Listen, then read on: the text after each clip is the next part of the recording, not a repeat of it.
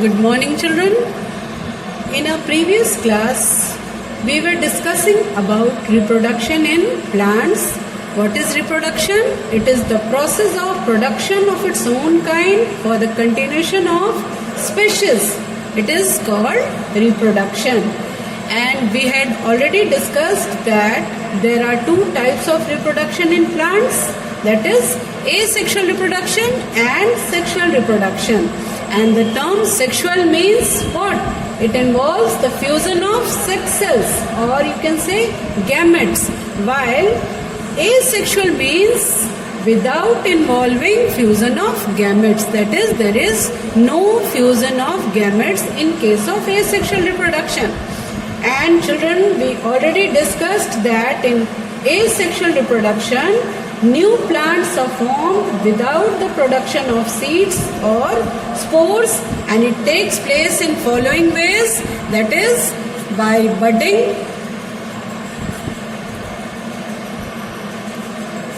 it takes place mainly in yeast. Then we had already discussed about how budding takes place in yeast. Then second type is fragmentation. Fragmentation, which mainly takes place in Spirogyra. We had already discussed that it mainly takes place in Spirogyra. Then the third one, we have learnt that the third one is the spore formation, which takes place in spore formation. It takes place mainly in fungi. It takes place mainly in fungi. Then the fourth type is vegetative propagation. The fourth one is the vegetative propagation.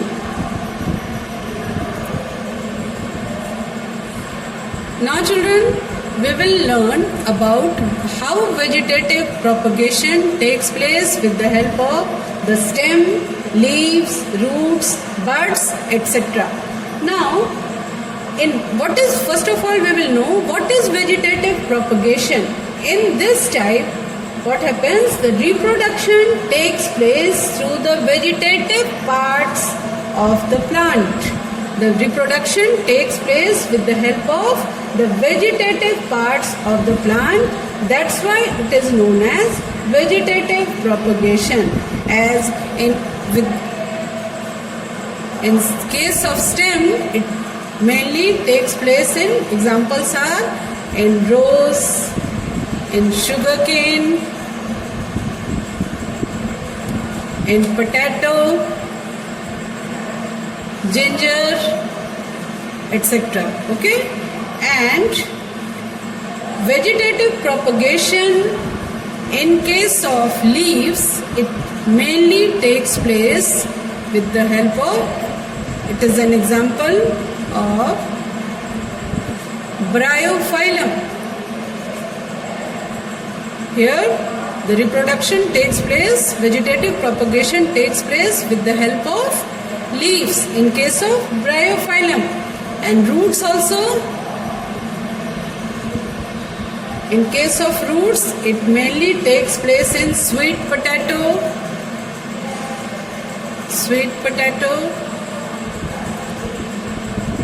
dahlia, etc. Vegetative reproduction, or you can say in vegetative propagation, it mainly takes place in higher plants. In this method, new plants are produced from the vegetative part, like you can say root, stem or leaves of the plant. So this is the reason why it is known as vegetative propagation, because it takes place with the vegetative parts of the plant. Now, first of all, we will see vegetative propagation from stem. Vegetative propagation from stem.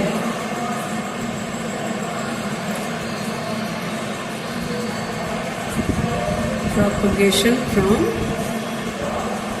stem.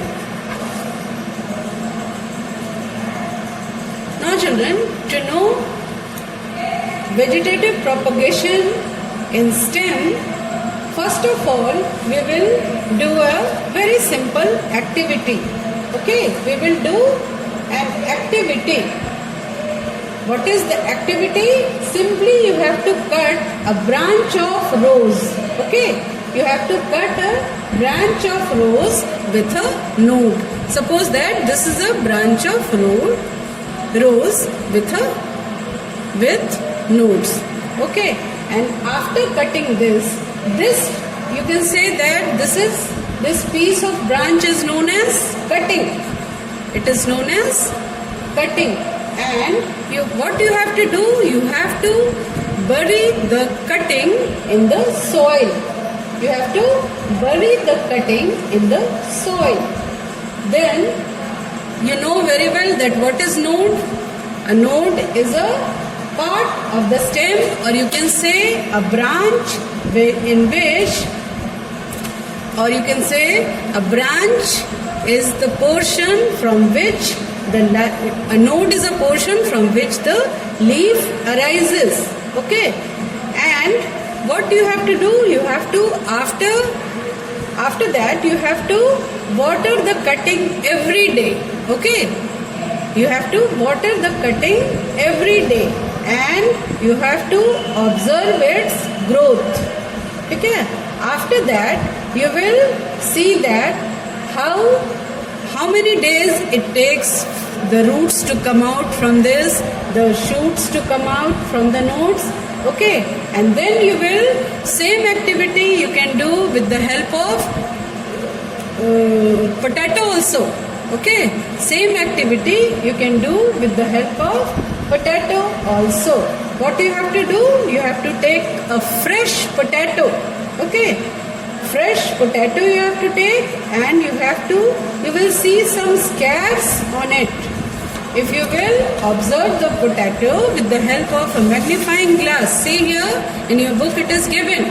Okay, see here it is a potato, and these are the scars present on the potato.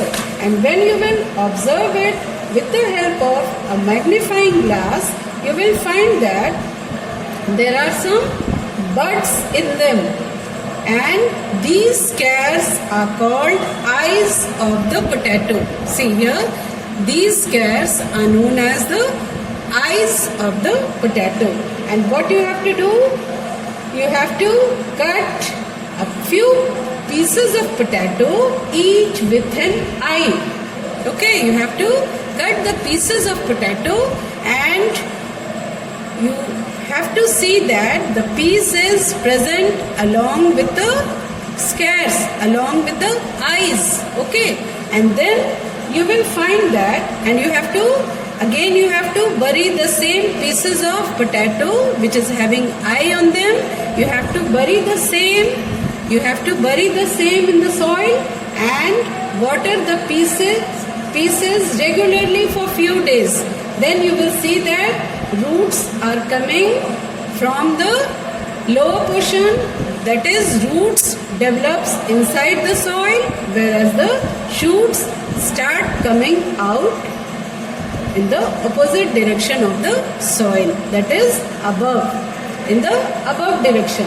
Okay, so from here you can say that how the piece of potato, that is the stem, is capable to produce a new plant. You can see the diagram also, children. Wait, I will show you the diagram. See here, this is the diagram. See, potato plant sprouting from an eye. See how the root is coming and how the shoot is developing. So this is the vegetative propagation with the help of the stem. Now we will see how the vegetative propagation takes place in case of roots, leaves, etc. Now vegetative propagation from leaves. Vegetative propagation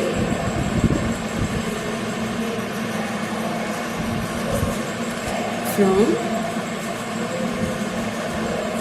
leaves. A very good example is bryophyllum. Vegetative propagation from leaves.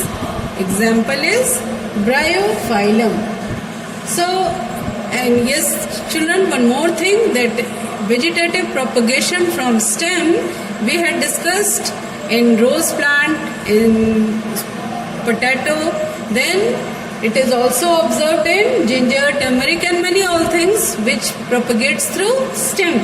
Now, vegetative propagation from leaves, as it is seen in bryophyllum, that buds are present in the margin of leaves. Okay, buds are present in the margin of leaf. And what happens if a leaf of this plant, if it falls on a moist soil, then each bud has a tendency to give rise to a new plant. So see here, this is the structure of, see here, this is the structure of leaf of bryophyllum with buds in the margin. See here how margin of the leaf consists of buds, and if the bud falls on the soil and it gets the favorable condition, that is the soil is moist, then what happens? From the buds new plants develops. So we can say that in this way the new plant develops from the buds which is present on the leaf margin of a bryophyllum plant. Now, vegetative propagation from roots. In some plants, like you can say sweet potato, vegetative propagation from roots. Like in sweet potato, dahlia, you can say in sweet potato, what happens?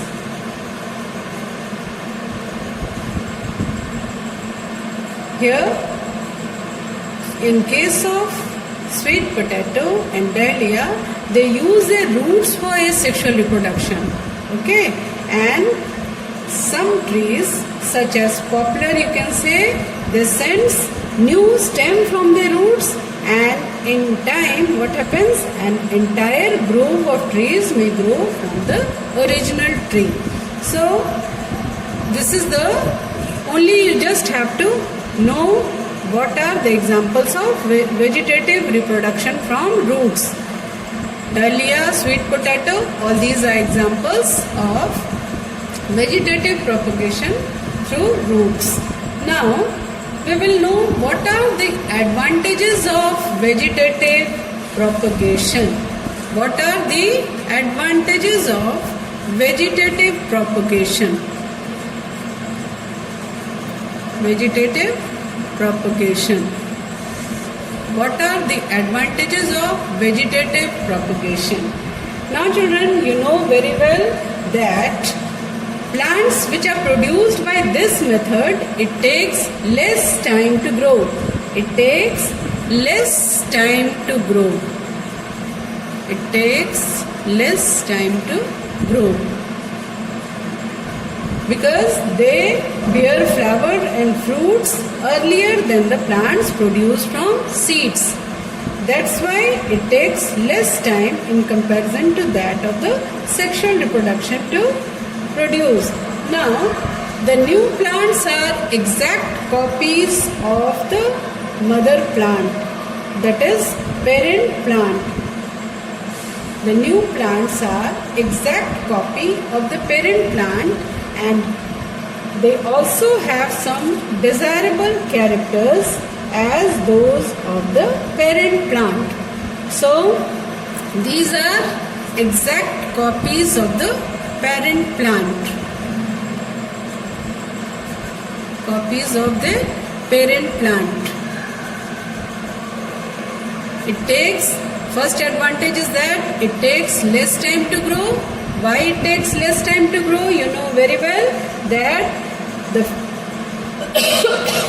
It does not develop with the help of seeds. So, so what happens?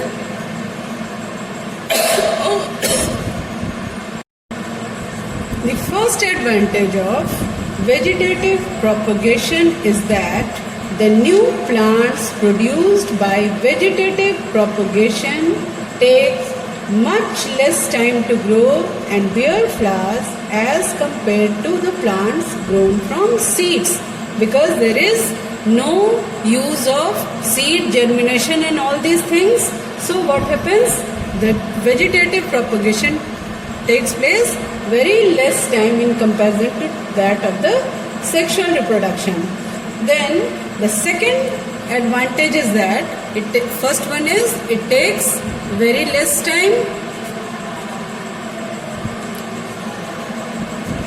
Then the second one is the new plant which is produced by vegetative propagation exactly resemble the parent plant. They are duplicate of the parent plant. So all the desirable features, all the desirable characters of the parent plant will be present in the new plants.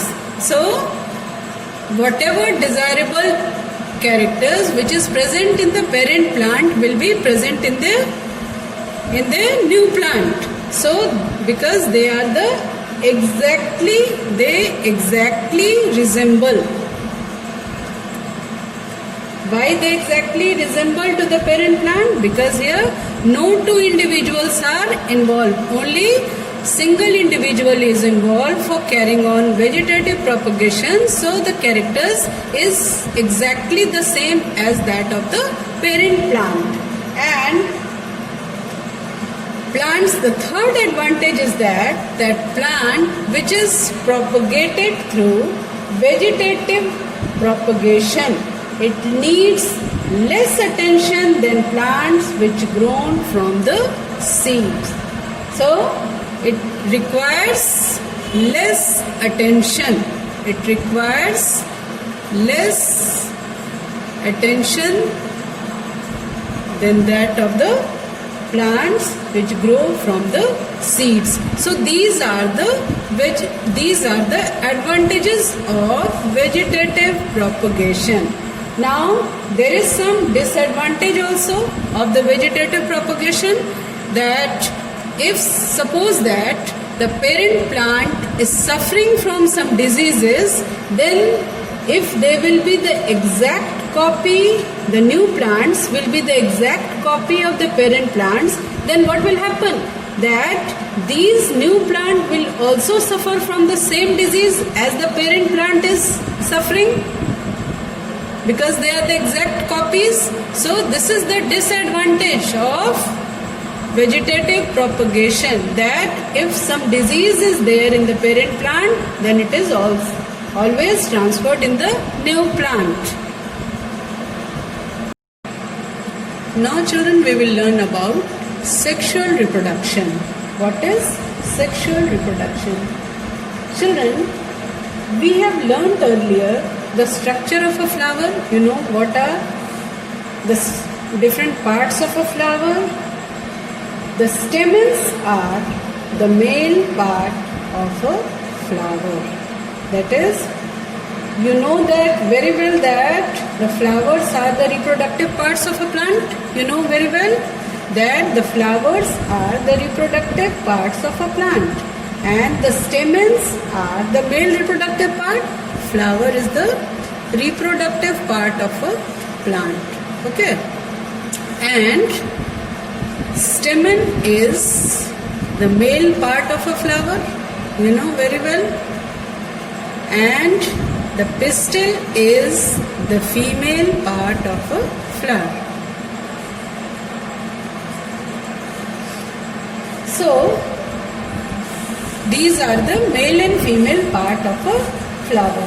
And the flower which contain either only the pistil, or either it contains only the pistil or only the stamens, it is known as unisexual flowers. It is known as unisexual flower. The flower which consists of either of the stamen or pistil, it is known as unisexual flowers. The flowers which contain both, okay, which contain both the stamen as well as pistil. The stamen as well as the pistil, they are known as bisexual flowers. So you understand now what are the differences between unisexual and bisexual flowers. Single flower containing both, that is stamen and pistil, they are known as bisexual flowers, whereas containing only one, that is the only one reproductive part, either the stamen or the pistil, then it is known as unisexual flowers. Now what are the examples of unisexual and bisexual flowers? Corn, papaya, cucumber, all these produces unisexual flowers. So what are the examples of unisexual flower? Papaya, then cucumber, then corn, all these are the examples of unisexual flowers. Whereas you can say mustard, rose, all these are the bisexual flowers. So rose is an example of bisexual flower, and rose and papaya is an example of unisexual flower. More examples are there, but here we are writing only papaya and rose, that it is the unisexual, whereas rose is the bisexual flowers. Now both the male and female unisexual flowers may be present in the same plant or in different plants. So what happens here? Both the male and female unisexual flowers may be present in the same plant or in different plant. So now can you identify the anther and the filament of a stamen? Do you know what is anther and filament of the stamen?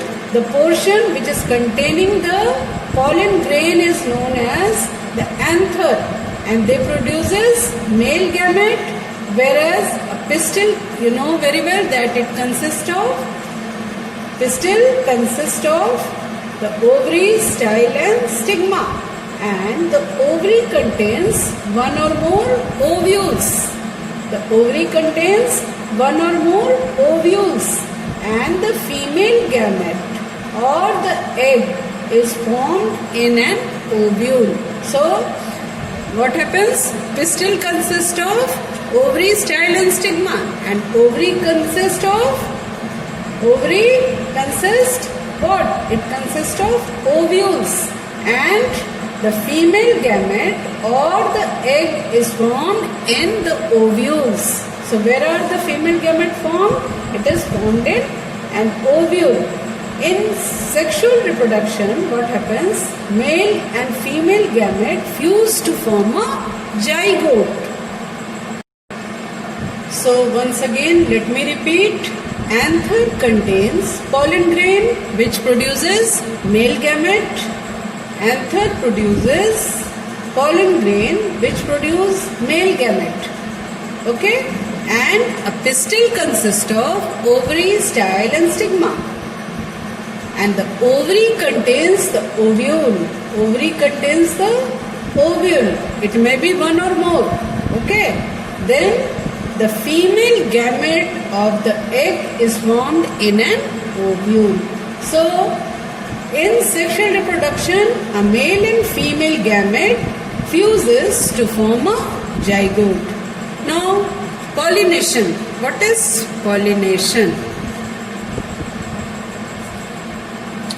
Children, you know very well that what is pollination. You have studied in class 6, I think, that pollen grains.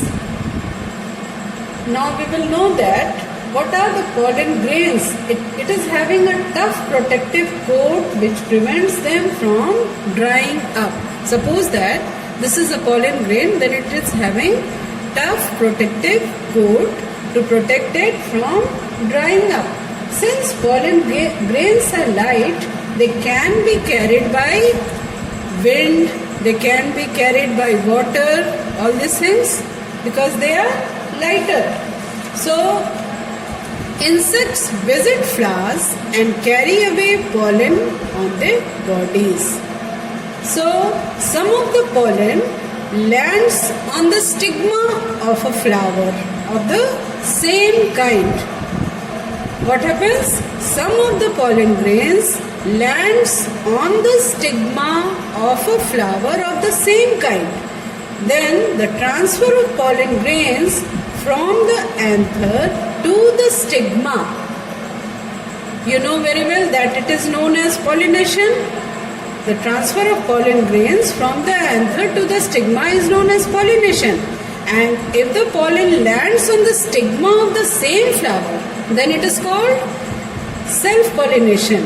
But when the pollen of a flower lands on the stigma of another flower of the same plant, remember, of the same plant, or that of a different plants of the same kind, the kind should be same, then what will happen? It is known as cross-pollination. So let me repeat, what is self-pollination and cross-pollination? The transfer of pollen from the anther to the stigma is known as pollination. And when the pollen grains lands on the same flower, when the pollen lands on the stigma of the same flower, then it is called self-pollination. Otherwise, when the pollen of a flower lands on the stigma of another flower of the same plant, or that of the different plant of the same kind, then it is called cross-pollination. So, when the pollen lands on the stigma of the same flower, it is known as self-pollination, and when it lands on the stigma of another flower of the same plant or the different plant of the same kind, it is known as cross-pollination. So, pollination is of two types, that is self-pollination and cross-pollination. You know very well that what is the difference between self-pollination and cross-pollination. And after pollination, what happens? Fertilization takes place after pollination. Fertilization takes place after pollination. So, what is fertilization? Now children, the cell which results after the fusion of a male and female gamete, it is called zygote. Just now I explained that the fusion of male and female gametes results in the formation of zygote, and the process of fusion of male and female gamete to form zygote is called fertilization. The product which is formed is known as zygote, and the process which involves the fusion of male and female gamete, the process is known as fertilization. And from the zygote, what happens? Development of embryo takes place. From the zygote, what happens? The zygote develops into an embryo. So, now we will know that what is the fate of the flower after fertilization. What happens to the flower? When fertilization takes place, then after that what happens to the flower?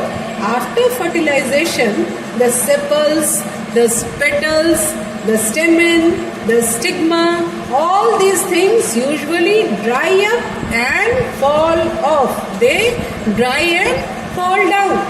And then what happens? The development of seeds. How the development of seeds takes place? The ovules form seeds. I explained to you earlier also that from the ovule the seeds are developed, and seed is having cotyledons to store food. For whom? For the baby plant, for the embryo. That is for the future plant. So a seed is having what? Ovules develop into seeds, and seeds are having cotyledons which stores food for the future plant, that is for the embryo. Now, development of fruits. How the fruit is developed? So what happens after fertilization? The ovary begins to grow and form. After fertilization,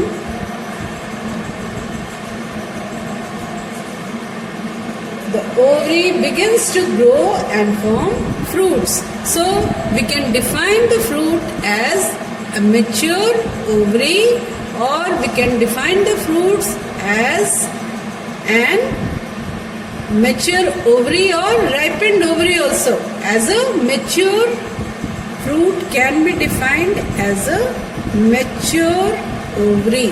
When the ovary develops and grows, it forms the fruit. So fruits can be defined as the mature ovary, or it can be defined as a ripened ovary.